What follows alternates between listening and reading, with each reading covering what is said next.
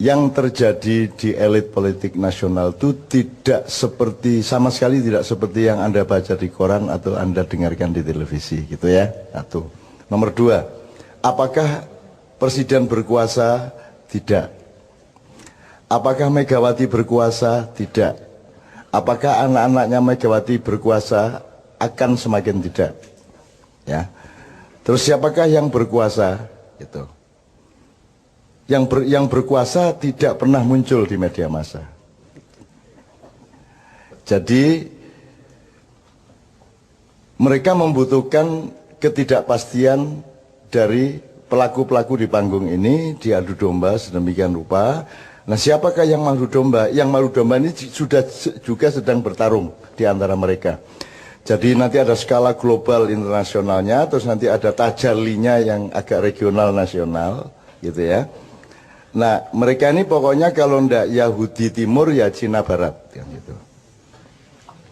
Kira seperti itu. Nanti timelinenya adalah 5 tahun kemudian 10 tahun ini kita mengalami pertaruhan. Indonesia akan dimik-dimik kembali bangkit menggeliat atau akan hancur sama sekali dan menjadi bangsa jongos total tahun 2024. Nah, siapakah mereka ini? Pasti adalah konstelasi para pemilik modal, baik di tingkat internasional maupun regional dan nasional. Nah, itu lapisan-lapisan ini juga bertarung satu sama lain, tapi yang pasti ada rasnya mereka. Yang paling bermain adalah orang-orang yang sudah datang ke Nusantara sejak abad ke-13, tetapi sampai hari ini mereka berposisi masih tamu secara kultural di Indonesia. Lagi engko jajal diskusi ning warung-warung, kok isih dayoh maksudnya piye gitu ya. Ya.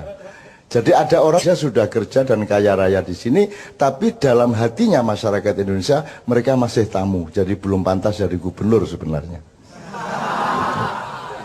Lu kok ngguyu gitu? Misalnya, padahal dialah yang nanti akan diangkat untuk sampai ke puncak oleh konspirasi itu. Karena nanti yang diciptakan adalah sistem-sistem yang menguntungkan roti dan keranjang-keranjang mereka bekerja sama dengan konstelasi internasional.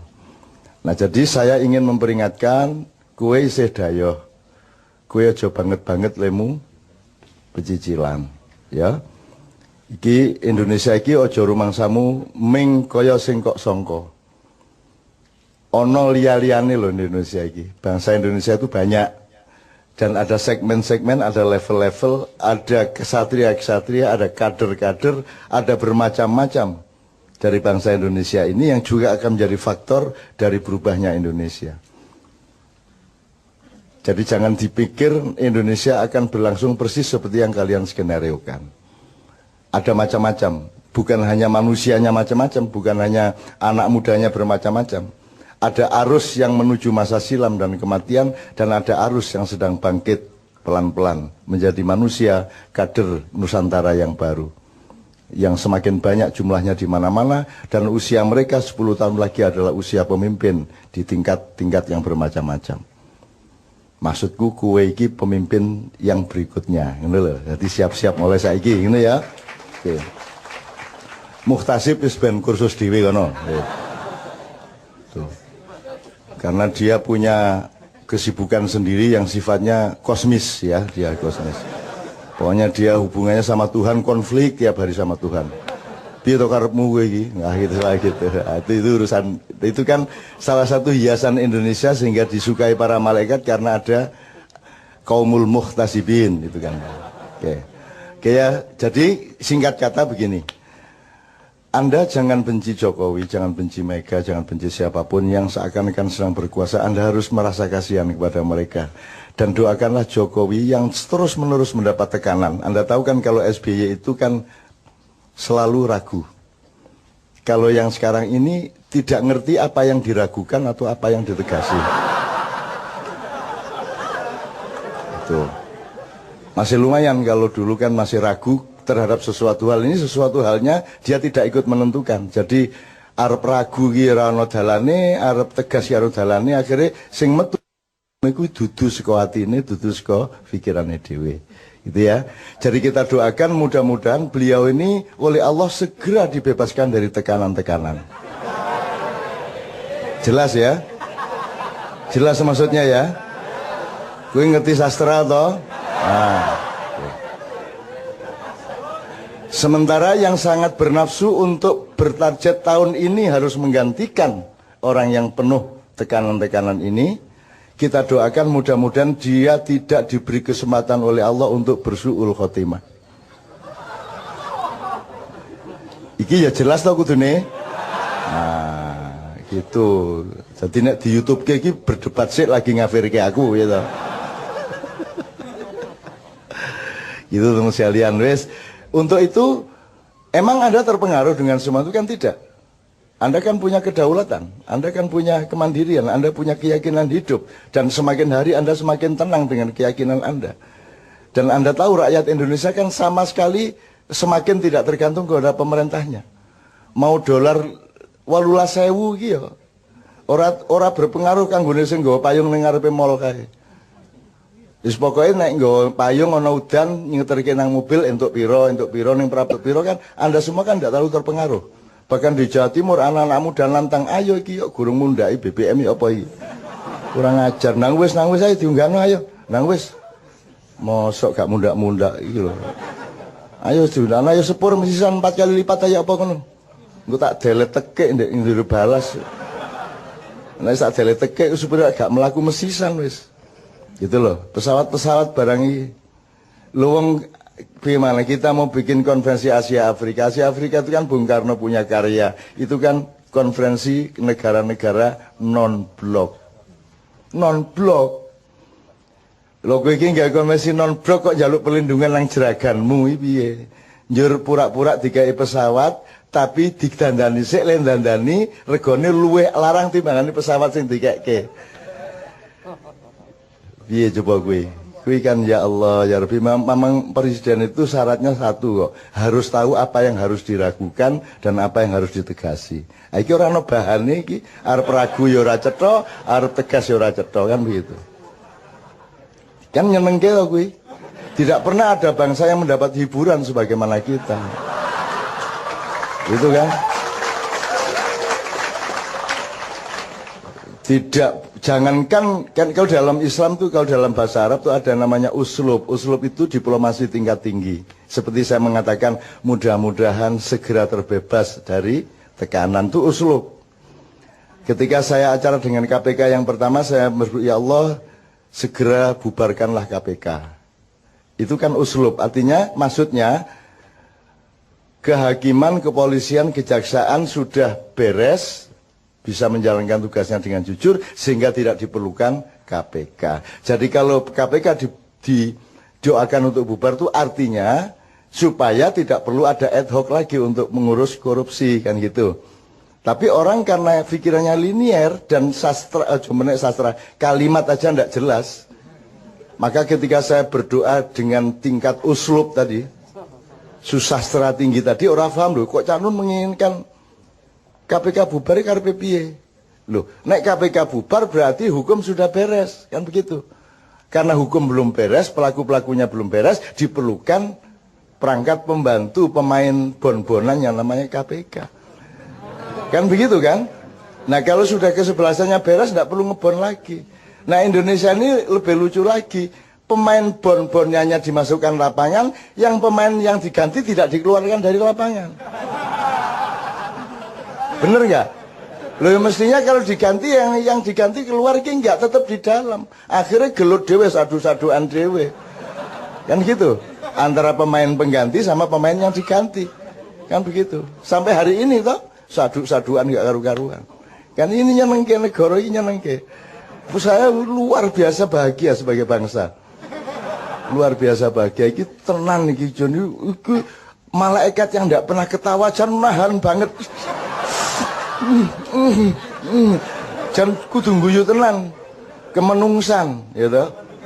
Bahkan tidak ada tugas malaikat untuk tertawa, tidak ada. Malaikat itu semua serius. Tapi khusus untuk Indonesia ini akhirnya rundingan wis ora apa-apa yang guyu wae ya. Ngono ku ya saking lucune kok piye. Edan tenan ambo tenan. Lho wong piye to wong panglima tertinggi TNI kok mendapat gelar anggota kehormatan. Lu panglima kok anggota kehormatan. Piye logikane iki? Gitu lho, piye to iki? Aku kok dikai anggota kehormatan Mak Iya. Lho piye to iki? Lho aku ini. Wah malaikat ora entuk guyu piye? Akhirnya disentak karo Gusti. Rentok guyu malaikat. Ah lucu tenan ini. Lebih itu coba itu. Maka Anda harus tahu itu bukan penjilatan, itu sedang mempermainkan. Ada skenario untuk menggunakan. Gitu loh, dan seterusnya lagi nek dikai contoh kayak banget lah. Dengan bahasa yang seperti itu, maka Anda sebagai orang maknya ternyata uslubnya sudah tinggi. Langsung mengerti. Luar biasa Anda. Di bawahnya baru ada yang namanya balaghah, itu ilmu komunikasi biasa. Nah ini balaghah aja belum nyampe, jadi nggak ngerti bagaimana ngomong sama Amerika, bagaimana ngomong kepada Singapura, nggak punya uslub. Kan tidak perlu menentang untuk menentang. Gitu loh. Kan saya sering sudah kasih contoh yang kecil-kecil toh. Gue nek diajak kerengan iki moro bisi ono. Gue nek kerengan karo aku mesti kalah, wis mending wis melayu saiki, melayu. Wah, akhirnya mesti budina melayu kae padahal nek kerengan tangan ya kene kalah jane. Itu namanya uslub. Itu puncak dari balaghah ya Ustaz ya, puncak dari balaghah. Itu teman sekalian, oke. Lo sekarang itu bagaimana mau balaghah aja nggak ngerti kok. Mosok sambat, saya mau dijatuhkan lo sama JK. Loh, kok ngomong ngono iki lho, mbok sing rada bahasa sing rada samar sithik apa piye ngono lho. Sing lelu, tapi jenenge lugu kan ya ora mlebu neraka wong lugu. Lugu ora ngerti ya. Ya ngertine mebel ya mebel, kayu ya kayu. Wis piye dituntut balaghah ya ora iso. Jadi piye meneh, jadi tolong Anda jangan benci ya.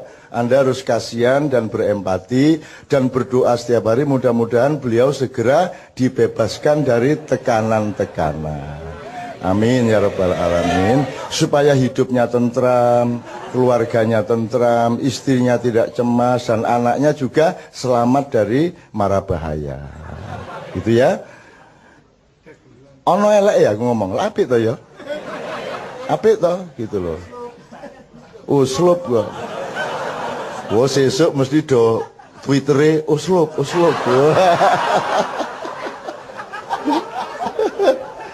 Are-are iki AS Hikam ditawur are-are dobel are-are.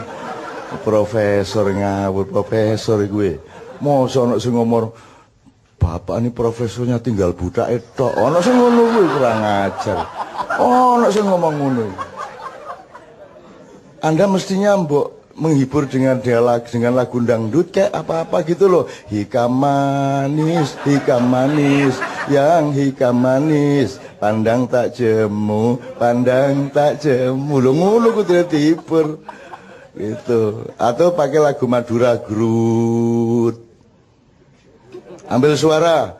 Grut 1, 2, 3. Gruda Pancasila.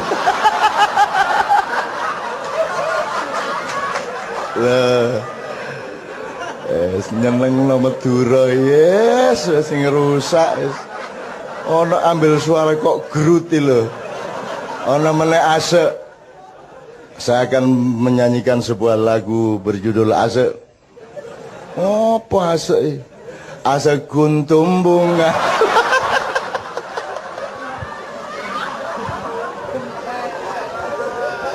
Tepuk tangan untuk Mas Dimas. Thank you very much. Thanks very much. Yo, terima kasih. Tolong segera dipercepat ya. Dipercepat, disebarkan bakteri-bakteri untuk anti racunnya semakin banyak ya. Apalagi beliau itu sudah dengan lugu mengatakan I don't read what I sign. Yang saya tanda tangan itu enggak baca ya saya. Dia apa sekarang? Ya apa hari ini? Ya apa? Ya naik Gus Dur, gak masalah. Kalau Gus Dur gak mungkin ditulis. saya tidak membaca yang saya tanda tangani. Misalnya ono surat apa keputusan apa, Gus Dur gak maca. Ya apa rek? Ngeten pokoke Gus ya wis. Anu Gus, ya wis ngono kan Gus Dur beres, enggak bisa disalahkan siapa-siapa. Mung gak iso maca. Yes, nyeneng lah Indonesia, seneng lah Allah, terima kasih Allah. Engkau anugerahi kami negeri yang ya Allah luar biasa indahnya, ya Allah, ya Allah. Mas, yes. Allah sendiri, saya kadang-kadang bayangan apa ya Gusti Allah kita tahu bayangin Arab kaya ngene cita-citane. Sampai gitu loh saya itu, saking senengnya gitu. Ya Allah bahagia betul. Sama ya Allah, apakah engkau sendiri pernah membayangkan bahwa ciptaanmu seperti ini? Terus aku di ojo ngunu. Assalamualaikum warahmatullahi wabarakatuh. Terima kasih Cak Nun. Saya sudah diberikan kesempatan untuk bicara di depan kawan-kawan semua di sini. Nama saya Dimas Oki Nugroho. Saya sehari-hari di Jakarta juga. Di Jakarta saya itu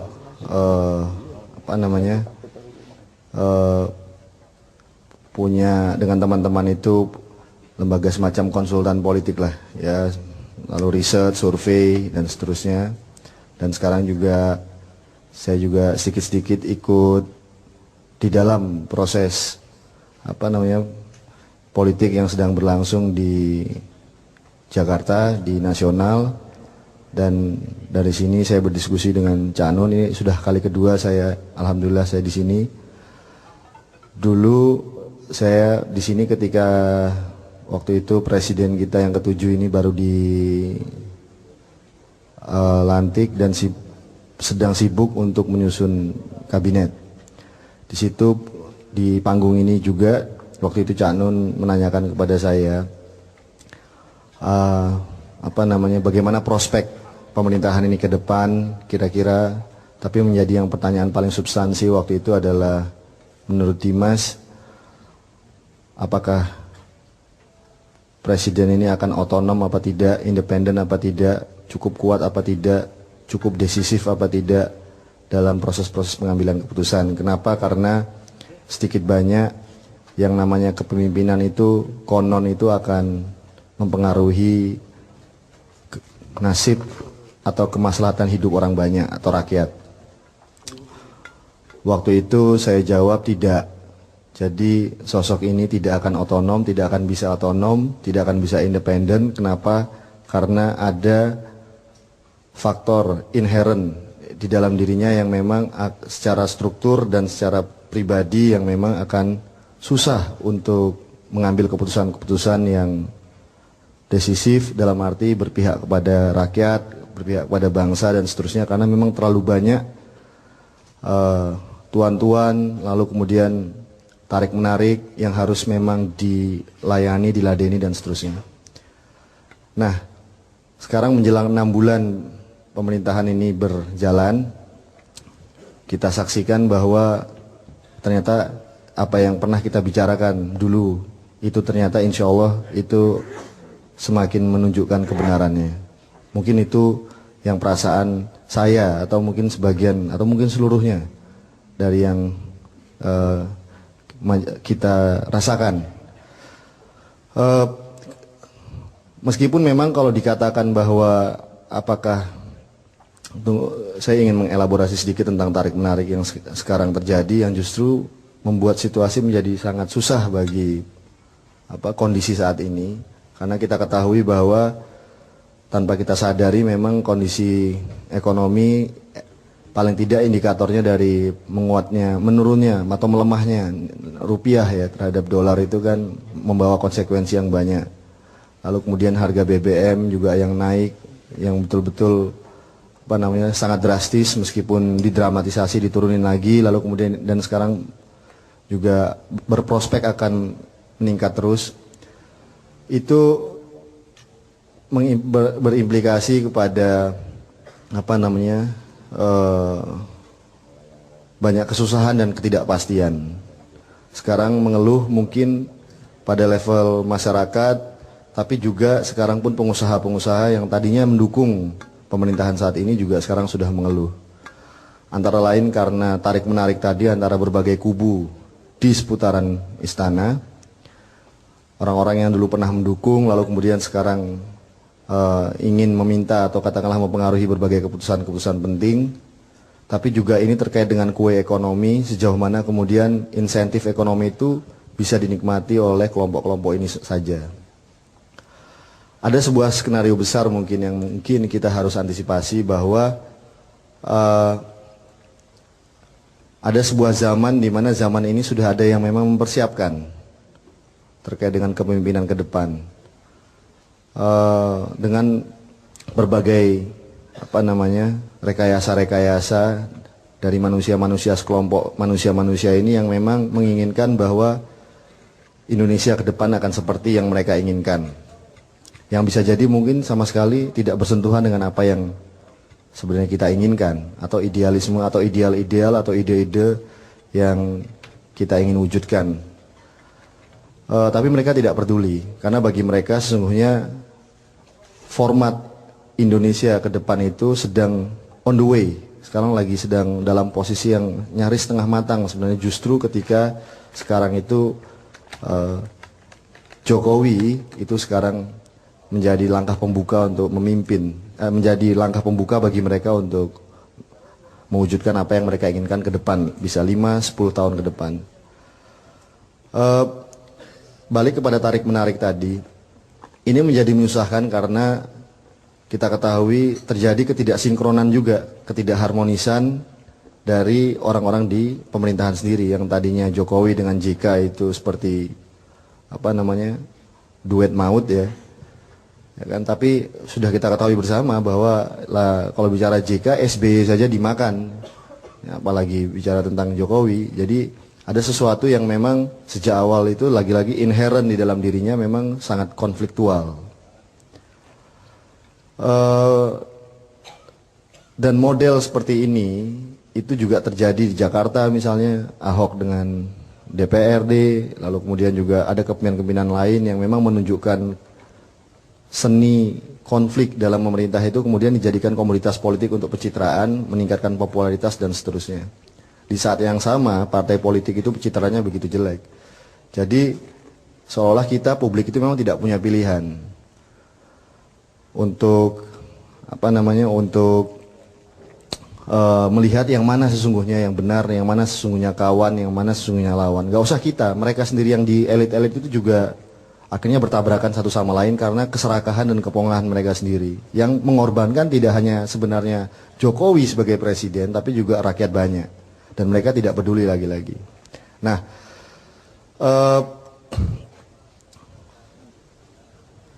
jika kita lihat sampai di sini, maka yang dikorbankan lagi-lagi adalah kita nggak pernah bisa memberikan, ternyata nasional resilience kita itu nyaris sudah nggak ada lagi sementara sekarang.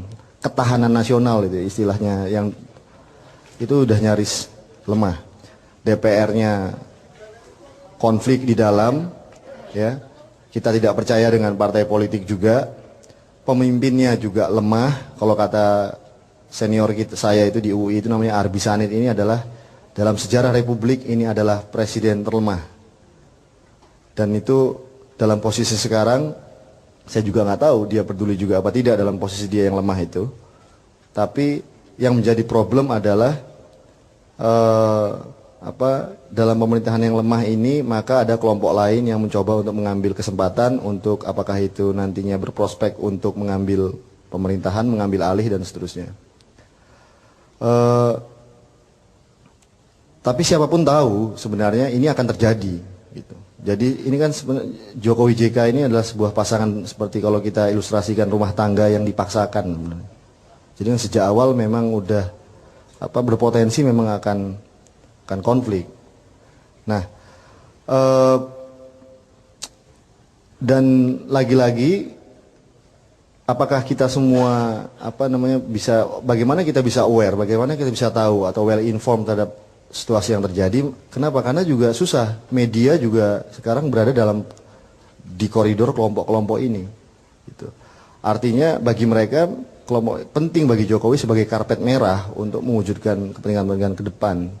Karena memang butuh figur seperti ini yang memang untuk bisa mengakomodasi kepentingan-kepentingan mereka.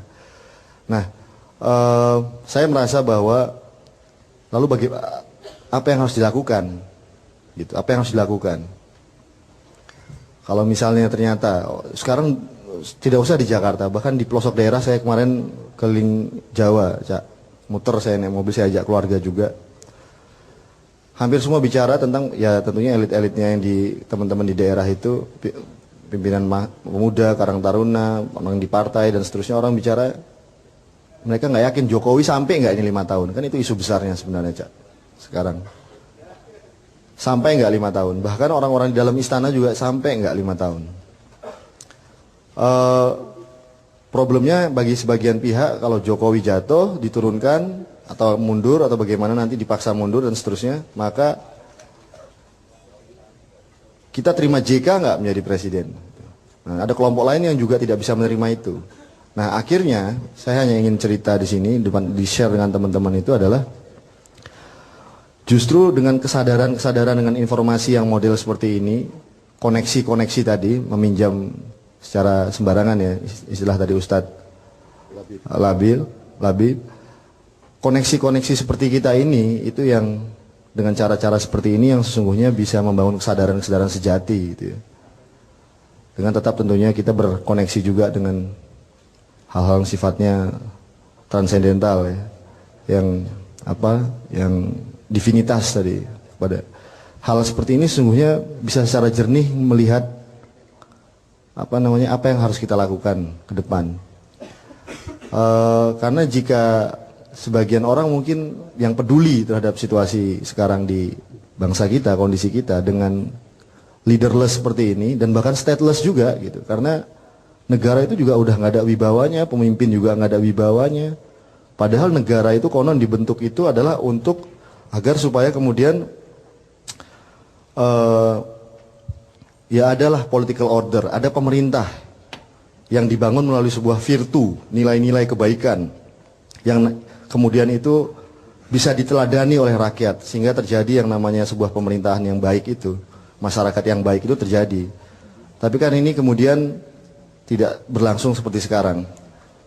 Pemerintahannya dan kepemimpinannya yang sangat lemah dan pencitraan, lalu kemudian kebijakan-kebijakan tidak efektif, menteri-menterinya main sendiri, bahkan sering offside, masing-masing punya kepentingan sendiri, lalu elit-elit besarnya itu saling berebut satu sama lain, tidak ada hegemon dalam pemerintahan. Kalau dulu kita ingat misalnya Pak Harto itu dalam beberapa tahap itu ada sosok seperti di awal itu ada Ali Murtoponya, lalu beranjak sedikit ada Jenderal Sumitronya, beranjak sedikit ke sini ada Beni Murdaninya, sininya kemudian bergeser ada yang namanya kelompok-kelompok ya Faisal Tanjung, Habibie dan nah sekarang itu nyaris nggak ada, saling berebut satu sama lain, tarik menariknya, jadi stall. Nah inilah memang konsekuensi keberadaan kepemimpinan yang seperti ini. Nah, pertanyaan terbesar itu adalah what next to be done, apa yang harus kita lakukan. Nah ini yang saya